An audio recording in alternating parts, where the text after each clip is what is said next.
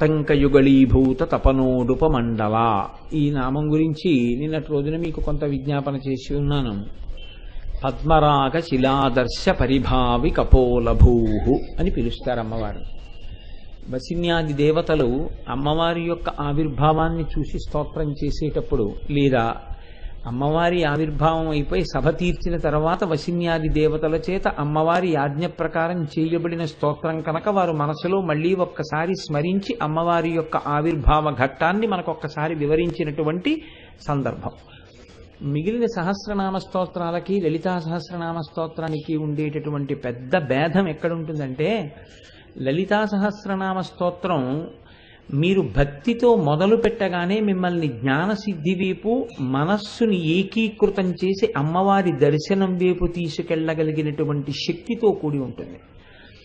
కేశాది పాదాది పర్యంతం వర్ణన చేసేటప్పుడు అమ్మవారు చిదగ్నికుండ సంభూత కనుక మీరు అమ్మవారి యొక్క అవయవాలలో తల మొదలుకొని ఏ అవయవం దగ్గర చూసినప్పుడు మీకు ఏ ఒక్క విషయం జ్ఞాపకం రావడం వల్ల మీ మనస్సు పరవశించిపోయి అమ్మవారి యొక్క ఆ అవయవమునందు మనస్సు కేంద్రీకృతమైపోయి వేరొక నామం స్ఫురణలోకి రానటువంటి స్థితిని పొందినా తత్కారణము చేత అప్పుడే అక్కడే మీరు తరించారని గుర్తు. అందులో చెప్పిన ఏ నామము కూడా మిమ్మల్ని బాహ్య దృష్టితో చూడమని కాదు. ఇది మీరు ఎప్పుడూ జ్ఞాపకం పెట్టుకుంటూ ఉండాలి. నేను తరచూ జ్ఞాపకం చేస్తాను. ఎందుకంటే మీరు ఒకటి జ్ఞాపకం పెట్టుకోండి, ఎప్పుడైనా లలితా సహస్రం చేస్తున్నప్పుడు మా అమ్మగారి బుగ్గలు చాలా ఎర్రగా ఉంటాయి అని మీరు వచ్చిన వాళ్ళందరితో ఎప్పుడైనా చెప్తారా? మీరు నా భార్య బుగ్గలు ఎర్రగా ఉంటాయండి అని చెప్పను. నేనేమిటి, ఎవరూ చెప్పరు లోకంలో, అలా ఏ మూఢుడు చెప్పడు. కానీ అటువంటిది తల్లి అందాన్ని కొడుకు చెప్తాడా? ఎక్కడైనా అమ్మా నీ బుగ్గలు చాలా ఎర్రగా ఉన్నాయమ్మా అన్న మాట మనం అంటే అది స్తోత్రం అవుతుందా? దాని బాహ్యార్థం అంతే అయితే మీరు కేవలం అమ్మవారి బుగ్గలు ఎర్రగా ఉన్నాయి అని తెలుసుకుని మీరు పొందే ప్రయోజనం ఏమిటి? దానివల్ల మీరు ఆ కోణంలో విచారణ చేస్తే దానివల్ల మీకేమవుతుంది అంటే అర్థం కూడా తెలియడం చేత మీరు భక్తితో కైమోడ్చగలుగుతారు. అర్థం తెలియనంతసేపు దాన్ని ఏం చెయ్యవలసి వస్తుందంటే మీరు భక్తితో పూర్ణ చెయ్యవలసి ఉంటుంది. ఈ భక్తితో పూర్ణ చేయడం అనేటటువంటిది ఎలా ఉంటుంది అంటే పోట్లగిత్తని అదుపులో పెట్టడంలా ఉంటుంది. ఒక పోట్లగిత్త ఉందనుకోండి, అది ఎప్పుడూ కూడా పొడవడానికే ప్రయత్నిస్తుంది. దాన్ని ఎలాగో అలా పట్టుకుని తీసుకెళ్లి కట్టుకొయ్య దగ్గరికి కట్టేంత వరకు కూడా రైతుకు కూడా అనుమానమే అది ఎప్పుడు కొమ్మిసురుతుందో అని. అలాగే మనసు ఏమైపోతుందంటే మొట్టమొదట మీరు చాలా కాలం నుంచి ఏ సంస్కారాన్ని దానికి అలవాటు చేసి ఉన్నారో అది ఆ సంస్కారముతో కూడినటువంటి కోణంలో చూడడానికి ప్రయత్నం చేస్తుంది. మీరు చూడండి, నేను ఒక మాట చెప్తాను మీకు. ఒక అందమైన వస్తువు కనపడింది అనుకోండి లోకంలో, ఇది నాదైతే బాగుండన్న భావన కలుగుతుంది. లేకపోతే ఒక అందమైన వస్తువు కనపడింది అనుకోండి, మనసు ఎప్పుడూ ఏ భావనతో చూడడానికి అలవాటు పడిపోయిందో అదే భావనతో చూడడానికి అలవాటు పడుతుంది.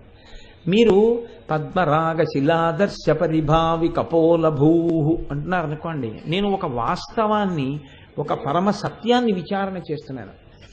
అమ్మవారి బుగ్గలు పద్మరాగమునులతో చేయబడినటువంటి అద్దం కన్నా ఎర్రగా ఉంటాయి అని ఆ నామానికి అర్థం.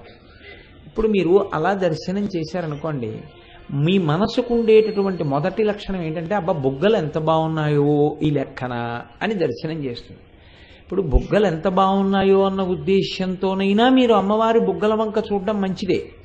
కానీ దాని యందు మనస్సు ఏమాత్రమూ అడుగు పక్కకి వెయ్యడానికి వీలు లేని రీతిలో మీరు నిలబెట్టవలసి ఉంటుంది. మీరు అదే ప్రయత్నం చేస్తూ వెళ్ళారనుకోండి లలితా సహస్రంలో, మీకు అది ఖేదమునకు కారణం అవుతుంది. ఎందుకో తెలుసా అండి, మనసుకి ఒక లక్షణం ఉంటుంది.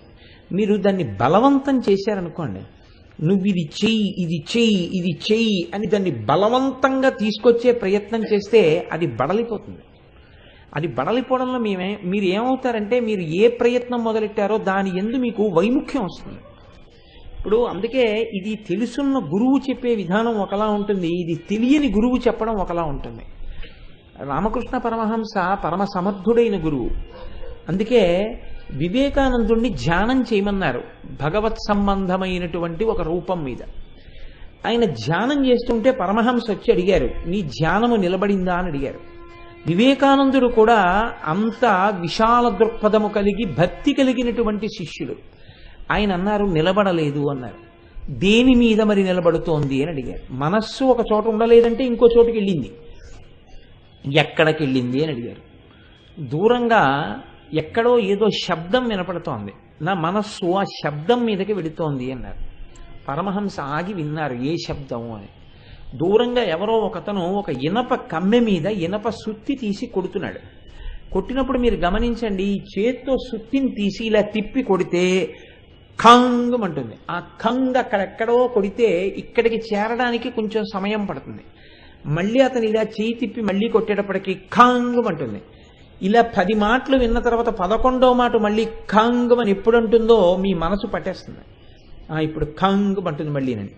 కాబట్టి ఇప్పుడు ఈయన దృష్టి ఎక్కడికి వెళ్ళిందంటే ఆ ఖంగ్ ఖంగ్ అన్న శబ్దం మీదకి ఎడుతోంది. పరమహంస అన్నారు, మనస్సుని బలవంత పెట్టకూడదు, మనస్సుని దాని మీద పెట్టన్నారు, దాని మీద ఆ శబ్దం మీద పెట్టన్నారు. ఇప్పుడు వివేకానందుడు దాని మీద బాగా ధ్యానం చేశాడు, అది తనంత తాను వెళ్ళిపోయింది కాబట్టి.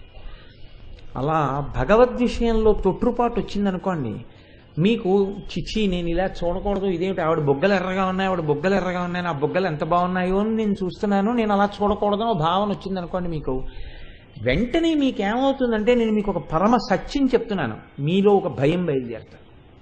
అయ్యి బాబాయ్ నేను అపచారం చేశానేమో, అలా చూడకూడదు కదా, అమ్మవారి బొగ్గలు బాగున్నాయి నేను చూశానేమో, ఇలా చూడకూడదేమో, ఎందుకు వచ్చిన గొడవ, అసలు ఏమీ చూడొద్దు, మనం నామాలు చదువుకుంటూ పోతే పోయింది.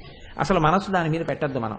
మనస్సు రైతు బజారుకి వెళ్ళిపోని, మనస్సు ఆఫీస్కి వెళ్ళిపోని, మనస్సు దేనికి వెళ్ళిపోని, శ్రీమాత శ్రీ మహారాజ్ఞి శ్రీమత్ సింహాసనేశ్వరి చిరగ్నికుండ సంభూత దేవకార్య సముజ్జత. 2వ రోజుకి ఏమవుతుందో తెలుసా అండి, లలితా సహస్రం చదివేటప్పుడు మనస్సు ఆ నామాల యొక్క అర్థమును తెలుసుకొనకుండుగాక అన్న భీతి బయలుదేరుతుంది. ఇది పోవడానికి సరి అయిన మార్గం ఏమిటో తెలుసా అండి, అసలు ఆ నామము యొక్క ఆంతర రహస్యాన్ని మీరు పట్టుకోగలగాలి. అసలు ఇలా ఎందుకు చెప్పారు మీకు అర్థమైందనుకోండి, విడిపోతుందండి. విడిపోయి అబ్బా ఎంత గొప్ప రహస్యం ఉందండి అని ఇప్పుడు మీ మనసు ఆ అర్థాన్ని తెలుసుకుని ధ్యానం చేయడానికి ఉవిళ్ళూరుతుంది. ఈ నామం చదువుతుంటారు, నుదురు కదా, అమ్మవారి బుగ్గలు కదా, బుగ్గలు తల్లి ఎంత రహస్యం ఉందమ్మా బుగ్గల్లో, మా తల్లి బుగ్గల్లో ఎంత రహస్యం పెట్టింది మా అమ్మ అని మీకు వెంటనే ఆ నామాల అర్థమునందు రమించాలన్న కోరిక పెరిగిపోతుంది. ఇప్పుడు మీ మనస్సు ఏ చెక్కిళ్ళ దగ్గరికో వెళ్ళిందనుకోండి, మీరు నుదురు దగ్గర ఉన్న చెక్కిళ్ళ దగ్గరికి జారిపోతారు. పద్మరాగ శిలాదర్శ పరిభావి కపోలభూ అంటారు, అదే నామాన్ని స్మరణ చేస్తారు. ఇప్పుడు భయం స్థానంలో ఏమవుతుందంటే ఉత్సుకత, దాని యందు ఆసక్తి చోటు చేసుకుంటారు. ఈ స్థితి ఎప్పుడు వస్తుంది అంటే, మీకు దాని అర్థాన్ని పట్టుకోగలిగిన శక్తి మీకు వస్తే ఈ స్థాయి వస్తుంది. నేను అందుకే ఏ ఉపన్యాసమైనా నేను చెప్తే ఎవరిని ఎప్పుడు కూడా అదే పనిగా కనపడ్డ వాళ్ళని, ఇప్పుడు మీకు లలితా సహస్రనామ స్తోత్రం అర్థం అవుతోందా, మీరు ఎలా అనుభూతి చెందుతున్నారో అని నేను ఎప్పుడు ఎవరిని నా ఉపన్యాసం తర్వాత అలా నేను అడగను. అర్థమైతే అర్థం అవుతుంది, నా వంతు ప్రయత్నం నేను చెప్పి నేను ధరించడమే, ఇంకోళ్ళను ధరించడానికి నేనెంత వాడిని అని చెప్పి వెళ్ళిపోతానంతే. లలితా సహస్రం మొదలుపెట్టిన తర్వాత నాకు ఎవరైనా కనపడితే బాగా అర్థమవుతోందా అమ్మా మీకు అని అడుగుతాను. అయ్యాక కూడా ఈ మాట అడుగుతుంటాను. ఎందుకు అడుగుతుంటానో తెలుసా అండి, ఇక్కడ ఒక 2000 మంది కూర్చుని ఉంటే 2000 మందికి నేను 2 గంటల చొప్పున చెప్తే 2000 × 2 4000 గంటల కాలానికి నేను జవాబుదారి. నేను చేసిన పరిశ్రమ, నేను ఆ నామానికి అర్థం కొంతమందికైనా అర్థమయ్యేటట్టు చెప్పగలిగితే మీ కాలం నేను తీసుకున్నందుకు, నేను శ్వాసని వాడినందుకు రెండిటికి ధన్యత. లేనినాడు 2 నిరుపయోగం అవుతుంది. కాబట్టి ఆ కోణంలో మీరు వినవలసి ఉంటుంది. నా అదృష్టం ఏమిటంటే, అసలు చిత్రం ఏమిటంటే, ఇది వెళ్ళిన తర్వాత రాత్రి మర్నాడు కూడా ఇదే తిరుగుతోందండి అన్నారు చాలామంది. చాలు నా జన్మ ధన్యత పొందింది అని నేను సంతోషించాను. ఎందుకు ఈ మాట చెప్తున్నానంటే, నా స్వోత్కర్ష కోసం చెప్పట్లేదు, నేను ఆ కోణంలో చెప్పగలుగుతున్నానా అది నా భయం. పెద్దలు దానికి ఇచ్చారు అర్థాన్ని. భాస్కరరాయల వారు అందుకు తరించారు సౌభాగ్య భాస్కరం ఇచ్చి. ఇప్పుడు మీరు ఈ కోణంలో పరిశీలనం చేయండి తప్ప అమ్మవారి బుగ్గలు ఎర్రగా ఉన్నాయంటే మీకేం కలిసి వచ్చిందండి దానివల్ల? ఓ నామని చెప్పారేమో అంతే, మీ మనస్సు ఏం నిలబడలేదే దానివల్ల. పద్మరాగ శిలాదర్శ పరిభావి కపోలభూ. ఈ పద్మరాగములనేటటువంటివి మణులు.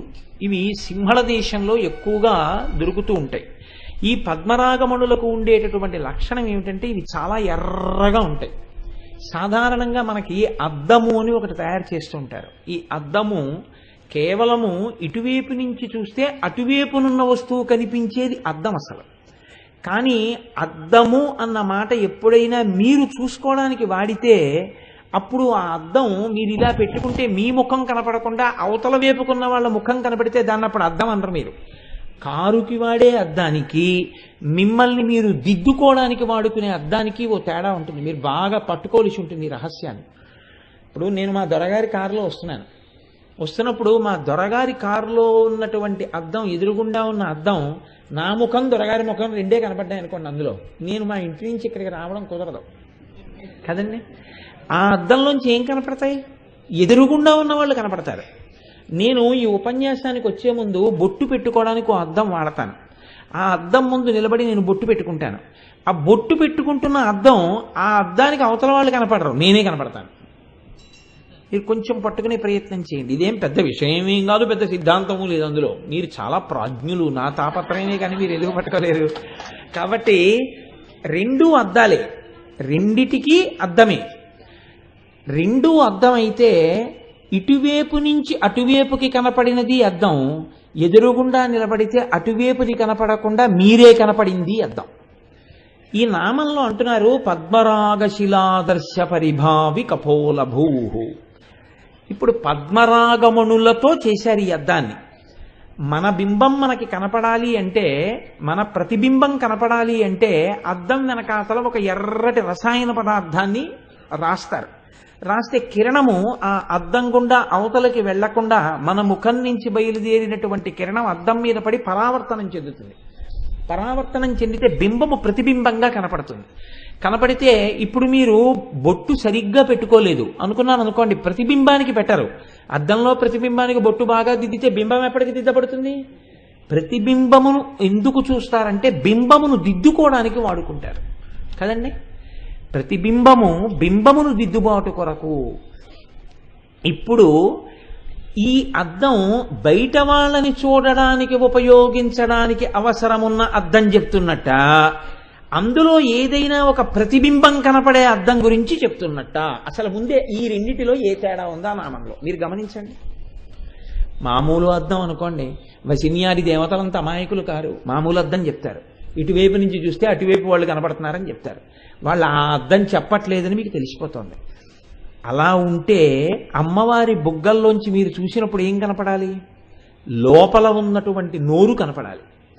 నోరు కనపడాలి, యువతల దవడలో యువతల బుగ్గ లోపలి భాగం ఎర్రగా కనపడాలి. అది ఎలా సరిపోతుంది? సరిపోదు. ఈ బుగ్గ పైభాగం ఒక్కటే చెప్పాలంటే ఎర్రటి మెరుపుతో కూడినటువంటి వేరొక పదార్థం ఏదైనా చెప్పాలి. చెప్పి ఇలా మెత్తగా ప్రకాశవంతంగా అందంగా ఉంది అని ఏదో ఒక ఉపమానం తీసుకొచ్చి అక్కడ వేసి చెప్పాలి. కానీ వాళ్ళు అద్దాన్ని చెప్తున్నారు, అద్దమే పట్టుకున్నారు. కాబట్టి ఇప్పుడు ఏమై ఉండాలి? లోపలది చెప్పకూడదు అనుకుంటే దీన్ని అద్దంగా చెప్తే ఇప్పుడు ఈ అద్దం పక్కన ఎవరుంటారో వాళ్ళ ప్రతిబింబం ఇందులో కనపడే అద్దమై ఉండి ఉండాలి. అది ఖచ్చితంగా కదండి. ఇప్పుడు దీన్ని అద్దం చేశారు, లోపలది కనపడడం ప్రయోజనం కాదు. దీన్ని ఏ అద్దంగా ఉంచాలి అంటే దీని పక్కన కూర్చున్న వాళ్ళ ప్రతిబింబం ఇందులో కనపడాలి. కాసేపు మీరు మర్చిపోండి కోటేశ్వరారు బుగ్గ అని మర్చిపోండి, ఇది ఒక అద్దం అనుకోండి. ఇక్కడ అద్దం ఉంది, అద్దం ఉంటే ఇప్పుడు నా పక్కకు వచ్చి నా భార్య కూర్చుంది అనుకోండి.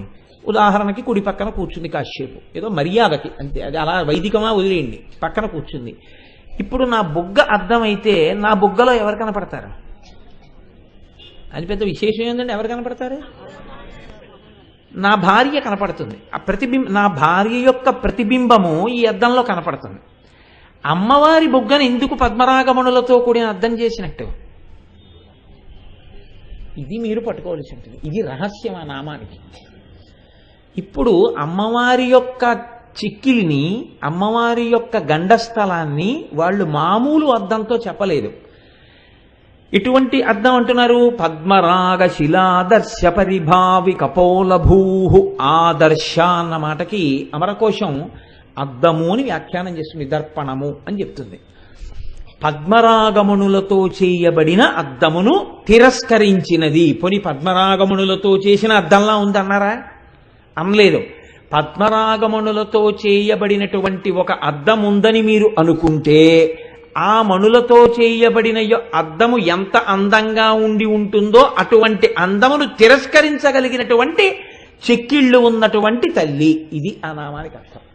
ఏమిటి చెప్పదలుచుకున్నారు వసిన్యాది దేవతలు ఇందులో? బాహ్యంలో చెప్పాలనుకోండి, ఒక్క వాక్యంతో పూర్తి చేసేయచ్చు.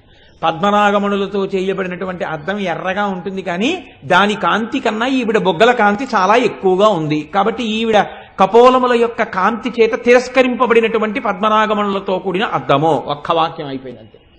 అది కాదు వసిన్యాది దేవతల ప్రయోజనం. వేరొకటి ఉంది. దీన్ని పట్టుకోగలిగితే మలుపు తిరిగిపోతుంది. ఆ ఒక్క నామం చాలు మిమ్మల్ని ఉద్ధరించడానికి. నేను రోజు మొరపెట్టేది అదే. ఏ ఒక్క నామైనా పట్టుకోగలిగితే చాలు, జీవితానికి ఒక కొత్త దిశ వచ్చేస్తుంది. ఇప్పుడు ఎలా వస్తుంది దాని అర్థం అంటే మీరు చూడండి. ముందు ఎందుకు తిరస్కరణ జరిగింది మీరు ప్రయత్నం చేయండి. అమ్మవారి బుగ్గలు ఎరుపు కాబట్టి అద్దం కూడా ఎర్రగానే చెప్పాలి. మామూలు అద్దాలు తెల్లగా ఉంటాయి, ఎర్రటి అద్దమై ఉండాలి. అందులో ఒక ప్రతిబింబం కనపడాలి. ప్రతిబింబం కనపడేటటువంటి ఎర్రటి అద్దంగా చెప్పాలి అంటే అంత ఎర్రటి కాంతి కలిగినటువంటి మణులుగా చెప్పబడవలసినటువంటివి పద్మరాగమణులు. కాబట్టి ఇప్పుడు ఈ అద్దం పద్మరాగమణులతో చేయబడి ఉన్న ఒక అద్దాన్ని ఇక్కడ పెట్టారు. అమ్మవారి బుగ్గ ఇక్కడ ఉంది. మీరు ధ్యానంలో రెండింటినీ చూడండి. చూస్తే ఈ అద్దం గొప్పదా ఈ బుగ్గ గొప్పదా అని చూశారనుకోండి, మీకు కొన్ని తేడాలు కనపడతాయి. ఇప్పుడు ఈ పద్మరాగమణులు కాంతి వెదజల్లుతూ ప్రకాశవంతంగా ఎర్రగా ఉంటాయి. అమ్మవారెవరు? పూర్వజ. అందరికన్నా ముందు పుట్టింది. అందరికన్నా ముందు పుడితే 80 ఏళ్ళు వచ్చేసినా ఎర్రగా ఉండొచ్చు. కొంతమంది పుట్టినప్పుడు ఎంత ఎర్రగా ఉంటారో 80 ఏళ్ళు వచ్చినా 90 ఏళ్ళు వచ్చినా అంత ఎర్రగా ఉంటారు. ఇంకా ఎర్రబడతారు కూడా ఒక్కొక్కసారి, ఏసీల్లో ఎక్కువ ఉంటాయి. కానీ బొగ్గకి ఆ స్థితిస్థాపక శక్తి ఉండదు. స్టిఫ్నెస్ అంటామే అది ఉండదు. జారిపోతుంది, ఇలాగా జారిపోయి ముడతలు పడిపోతుంది. ముడతలు పడిపోయి ఇప్పుడు ఆ బుగ్గలో ద్యుతి కాంతి అంతగా ఉండడానికి అవకాశం ఏముండదు. కానీ యవ్వనంలో ఉన్నటువంటి స్త్రీ యొక్క బుగ్గ, ఆమె యొక్క గండభాగం చెక్కిలి స్థితిస్థాపక శక్తిని కలిగి, అనగా ఇలా జారిపోకుండా ముడతలు పడిపోకుండా కాంతితో ప్రకాశవంతంగా ఆకర్షణీయంగా ఉంటుంది. పద్మరాగమణులకి ఉన్నటువంటిది కొంతకాలం గడిచిపోయిన తర్వాత చిన్న గీతైనా పడిపోతుంది, దుమ్మైనా పడిపోతుంది, మాషన్నా పోతుంది. అమ్మవారి యొక్క బుగ్గలో ఎన్నటికీ గీతలు పడవు, ఎన్నటికీ మాసిపోవు, ఎన్నటికీ ఆ బుగ్గలు పూర్వజ అన్న నామం ఉంది కదా అని ఇప్పుడు ఆవిడ వృద్ధురాలైపోయిందని నువ్వు అనడానికి వీలైన బుగ్గలు కావు. కాబట్టి ముందు ఆ అద్దంతో పోల్చడంలో మీకేమందింది? ఆ కాంతిని ఈ కాంతితో చెప్పాలంటే ఆవిడ యవ్వనంలోనే ఉంది. ఈ నామానికే యవ్వనంలో ఉంటుందా? ఏ నామానికైనా యవ్వనంలోనే ఉంటుందా? ఏ నామానికైనా యవ్వనంలోనే ఉంటుంది. ఏ నామానికైనా యవ్వనంలో ఉంటే మీరు నేను ఎందుకు ఉండలేము? అంటే మనము కాలమునకు వశులము. ఇవాళ కోటేశ్వరరావు ఇలా ఉన్నాడు, ఓ 30 ఏళ్ళు పోయిన తర్వాత కోటేశ్వరరావు సభలోకి వచ్చాడు అనుకోండి, ఏమో గోపాలకృష్ణ గారు చేయి పట్టుకుని నన్ను వేదిక ఎక్కిస్తారేమో కదా. అందుకని అప్పుడు ఏమవుతుంది అంటే అంటే నా ఉద్దేశం ఏమిటంటే గోపాలకృష్ణ గారు కాలమును గెలిచిన వారై ఉంటారు కదా. లేకపోతే ఆయన నన్ను చెయ్యబట్టి ఎక్కించాలంటే అది నా ఉద్దేశం. కాబట్టి ఇప్పుడు అలా ఇప్పుడు ఆవిడ కాలమును గెలిచినటువంటి తల్లి. కాలమునకు ఆవిడ లొంగదు. కాలమునకు ఆవిడ లొంగదన్న విషయం మీకు ఎక్కడ బాగా రూఢైంది? నిన్ననే రూఢైంది. నిన్న చెప్పారు కదా, ఆవిడ తపనోడు ఉపమండల. సూర్యచంద్రులు ఇద్దరు ఆవిడ కర్ణాభరణములు. కాబట్టి ఆభరణములుగా వారుంటే వారు ఈవిండి ఏం చేయగలరు? ఆవిడ కాలమునకు లొంగదు. సూర్యచంద్రుల యొక్క ప్రత్యాయాంతికతాహ పునర్న దివసాహ కాలో జగద్భక్షక. మళ్ళీ సూర్యోదయ సూర్యాస్తమయాలు, చంద్రోదయ చంద్రాస్తమయాల్లో మన ఆయుర్దాయం గ్రసిస్తోంది. అమ్మవారి ఆయుర్దాయం అలా గ్రసింపబడడం ఉండదు. ఆవిడకి అవి ఆభరణములు, ఆవిడ అనుగ్రహంతో ప్రకాశిస్తున్నాయి. కాబట్టి ఇప్పుడు ఆవిడ కాలమునకు లొంగదు. కాబట్టి ఆవిడ నిత్య యవ్వన, ఆవిడ ఎప్పుడూ యవ్వనంతో ఉన్నది. కాబట్టి ఇప్పుడు ఈవిడితో సమానంగా కాలమునకు లొంగకుండా అమ్మవారు నిలబడిపోయినట్టు కాలమునకు లొంగకుండా పద్మరాగమణుల అద్దం కూడా ఉండగలదా? ఉండలేదు. కాబట్టి పరిభావి కపోల భూహు, అమ్మవారి బొగ్గల యొక్క సౌందర్యం ముందు పద్మరాగమణుల యొక్క అద్దం ఓడిపోయింది. మొట్టమొదట అక్కడ పోయింది. రెండవది ఏది? అద్దమునకు ఒక లక్షణం ఉంటుంది. మీరు ఎప్పుడైనా చూడండి, గొల్లల మావిడాడ అని మనకు ఒక క్షేత్రం ఉంది. ఆ క్షేత్రానికి మీరు వెళ్ళి దర్పణ మంటపం ఉంటుంది. ఆ దర్పణ మంటపంలో మేడ మీద నడుస్తుంటే నేను ఇంత మనిషిని కనపడుతుంటాను, పొట్టివాడిగా కనపడుతుంటాను.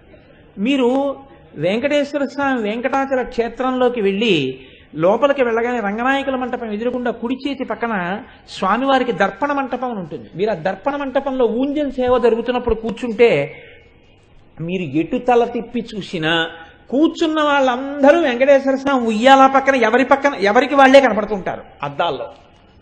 ఎప్పుడైనా దర్పణ మంటపంలో ఊంజల్ సేవ చేసిన వాళ్ళకి తెలుస్తుంది అనుభవం. అన్ని అద్దాల్లోనూ మీరు వెంకటేశ్వర స్వామి కనపడుతూ ఉంటారు. అలా ఒక అద్దం ఒక చోట మీరు కూర్చుంటే మీరు అనేక చోట్ల ఉన్నట్టుగా అద్దములు చూపించగలవు. ఇది మాయని సృష్టిస్తుంది అద్దం.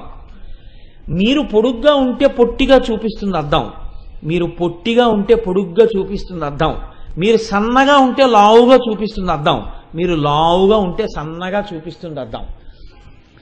మీరు కొంచెం వెనక్కి బాగా దూరంగా ఉంటే మీరు కొంచెం దగ్గరగా ఉన్నట్టుగా ఉంటుంది అద్దం. అందుకే కార్లకి వాటికి రియర్ మిర్రర్స్ అని ఉంటాయి పక్కన.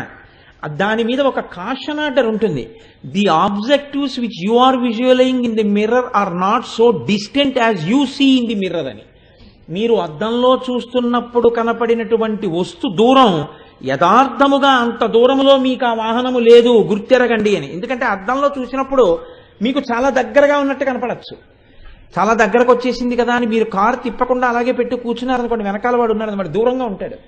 కాబట్టి అద్దంలో చూస్తున్నటువంటి మీ వెనక వాహనం యథార్థముగా ఎంత దూరంలో ఉంటుంది అన్నది మీరు డ్రైవ్ చేయడం నేర్చుకుంటున్నప్పుడు వెనక అద్దంలోంచోసారి చూసి ఇంత దూరంలో ఉన్నదాన్ని ఇంత దూరంలో ఉన్నట్టు ఈ అద్దం చూపిస్తూ ఉంటోందన్న సత్యాన్ని మీరు రూఢిపరుచుకుంటేనే మీరు క్షేమంగా, వెనకవారు క్షేమంగా, ముందువారు క్షేమంగా మీ వాహనాన్ని మీరు నడపగలరు. లేకపోతే మీరు నడపలేరు.